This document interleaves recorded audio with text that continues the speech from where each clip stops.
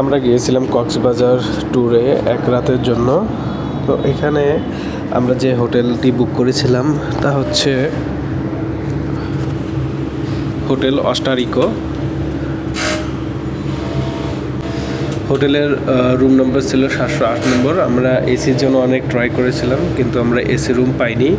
তো তারপরেও মোটামুটি ভালো সার্ভিস ছিল এবং আমাদেরকে অনলাইনে আমরা বুকিং করেছিলাম, অনলাইনে রিভিউ অনেক বাজে দেখাচ্ছিল, কিন্তু আমরা সরাসরি গিয়েছিলাম, সেখানে রিভিউ মোটামুটি অনেক ভালো ছিল। তো আমাদের একটা বেড দিয়েছিল, ডাবল বেড, একটা টিভি ছিল, একটা ওয়ারড্রোব ছিল এবং একটি সোফা এবং একটি টেবিল ছিল। রুম স্পেস মোটামুটি অনেক বড় ছিল এবং আমাদের রুমের সাথে একটি টেবিল ছিল এবং ল্যান্ডফোন ছিল, যাতে আমরা কোনো সমস্যা হলে ফোন করতে পারি।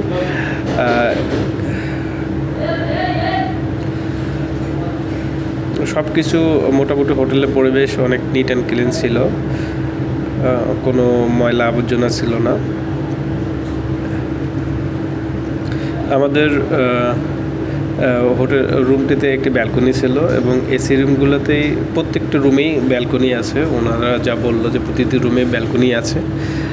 তো মোটামুটি অনেক ভালো ছিল এবং সবচেয়ে মজার বিষয় হচ্ছে হোটেলের পানিগুলো অনেক ঠান্ডা ছিল।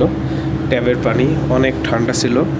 বাইরে প্রচণ্ড রোদ ছিল, আশেপাশে অনেক হোটেল দেখা যাচ্ছে এবং একটি পাহাড়ও দেখা যাচ্ছে এখান থেকে পাশ দিয়ে।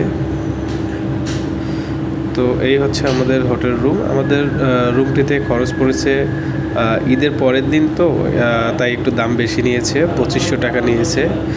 এবং রুম মোটামুটি অনেক, বাথরুমও অনেক ক্লিন ছিল, বড় ছিল এবং কোনো ঝামেলা ছিল না। সব কিছু মিলিয়ে আমাদের মোটামুটি ভালো ছিল। তবে কক্সবাজারে খাওয়ার যে বিষয়টি ছিল, এটি ছিল অনেক কস্টলি এবং খাবারের কোয়ালিটি অনেক বাজে ছিল। আমাদের হোটেলে কোনো ব্রেকফাস্ট কোনো কিছু ছিল না এবং এই হোটেলে সম্ভবত কোনো ব্রেকফাস্ট নেই। তো 2500 টাকায় ঈদের পরের দিন আর কি প্রচণ্ড